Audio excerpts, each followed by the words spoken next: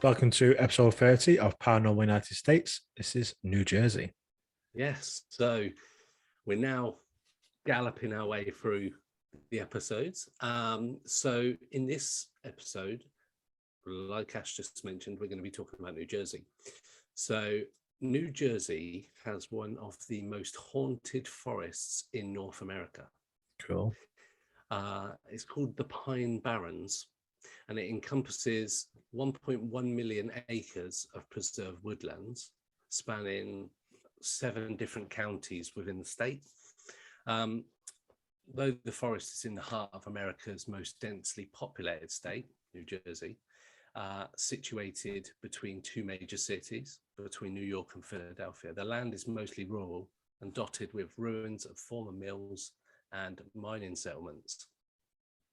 It's also got an incredible assortment of ghost towns, and this heavily forested stretch of the state is also known for an abundance of ghosts.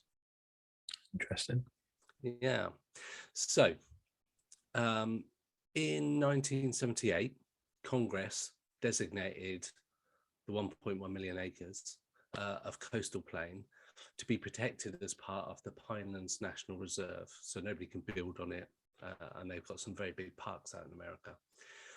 It was America's first national reserve, and it was established to protect the unique ecology of the region. However, the history of Pine Barrens dates back much further than 1978.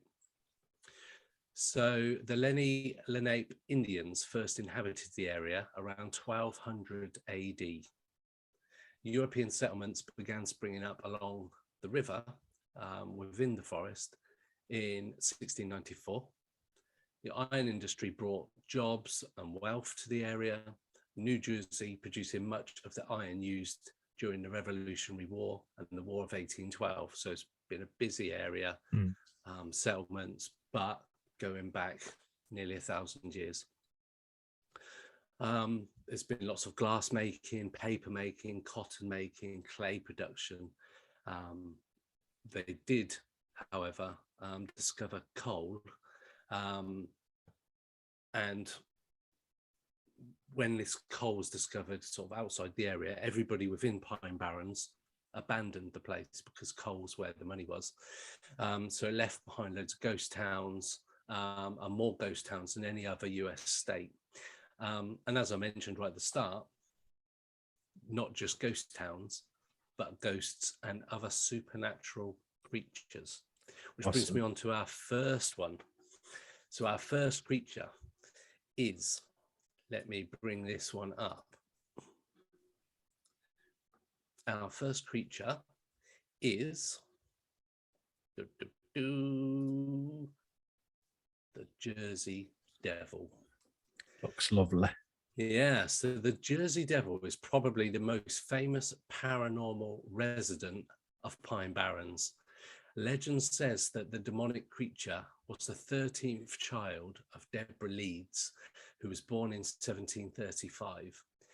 The literal spawn of Satan, this creepy cryptid is said to have wings and hooves, with a head that's horse-like, claws, forked tail, and a blood-curdling scream. Many South Jersey residents have spotted the beast. So reports of the Jersey Devil date back to 1820, when a guy called Joseph Bonaparte, famous surname, who was brother of Napoleon, claimed to have witnessed the Jersey Devil on his estate.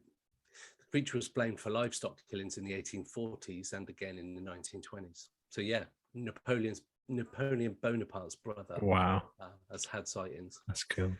The most famous incident of panic over the Jersey Devil occurred in 1909. That month, in January, hundreds of sightings were reported, along with attacks in Haddon Heights and in Camden area of Pine Barrens. Newspaper coverage laid waste to widespread hysteria, and a $10,000 bounty was put on the creature's head. Schools were even closed as well.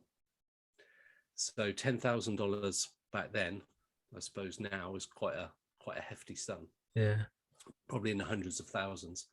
And as we've spoke about on other episodes of the main podcast, when there's like a mass hysteria type event, rational thought goes out the window, and things can happen which normally wouldn't happen. So yeah, an interesting one about the Jersey Devil. No firm sightings since then, really. People talking about it. Few pictures of people's sketches, but all depict a similar type creature to what you're seeing there with me. I never knew that it was like the son of a human. I always thought it was just No. like a cryptid creature. Yeah, so did I. And that's the good thing about these episodes. We're starting to learn even more about stuff that we didn't know about, which is good. Yeah. But yeah, and it does look like the spawn of Satan. It looks like the devil, to be fair. Although this picture in the background, it looks a bit like a kangaroo's head with horns, but yeah, bit of a strange creature, and it's scary. One of those sort of cryptids and legends that I'd heard of, and I knew it was going to sort of be coming up at some point, that the Jersey Devil is one of those sort of urban myths, but apparently has been seen multiple times. So yeah, cool. So the Jersey Devil is only the start of all the weird stuff that's happened and happens in New Jersey. So the ghost of a small boy is said to haunt one of the areas. The victim of a hit and run, he roams Burnt Mill Road, still searching for his killer. And if you drive down the road at night and turn off your lights, you may just see a boy running for his ball. However, I wouldn't recommend turning the lights off on a dark road unless you're looking to be the next Pine Barrens ghost. Another spirit is said to roam the area, and that's the ghost of James Still, an African-American doctor during a time of slavery. Legend says that he was lynched when locals found that he was practicing medicine. Some say he died of natural causes, but most believe he's a friendly ghost, assisting those lost or injured in the area and carrying on like his medicine ways and his doctor ways.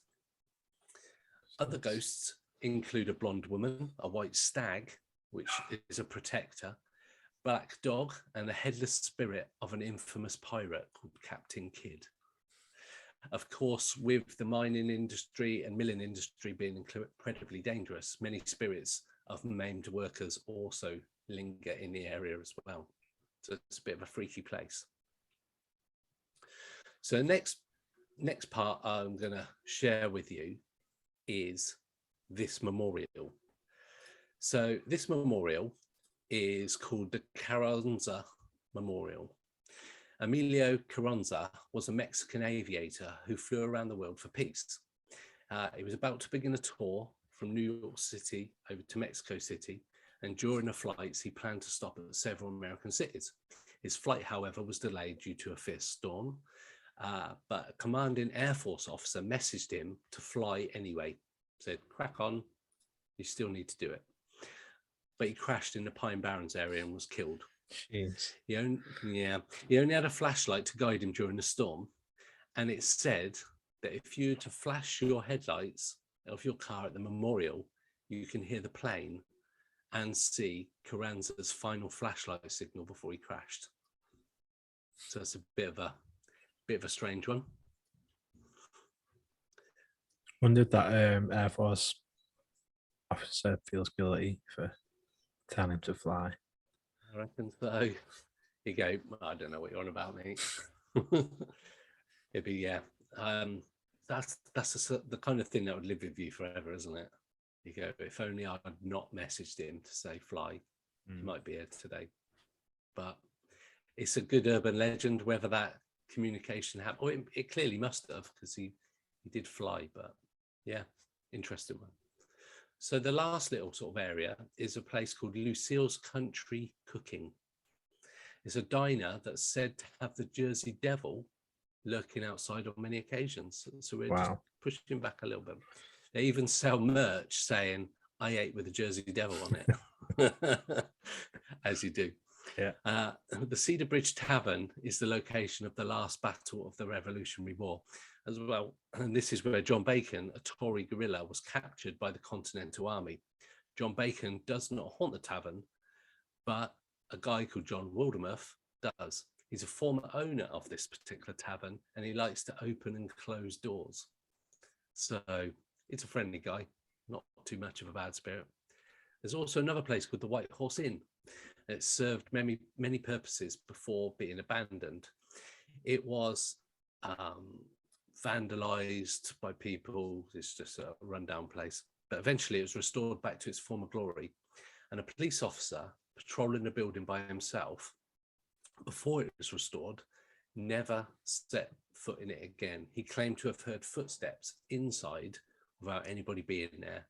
And a small child has been heard laughing in there as well, even though there are no children around. So it's a bit of a wild place. And just to remind you, we got 1.1 million acres of forest. So not only the Jersey Devil that could be there, you got other kinds of cryptids, loads of ghosts. I imagine all sorts of stuff happens there. Sounds scary.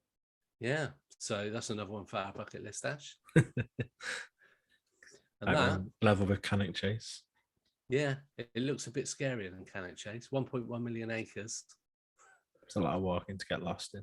Yeah. Once you're lost, I think you're lost. But that is episode 30, Paranormal United States, New Jersey.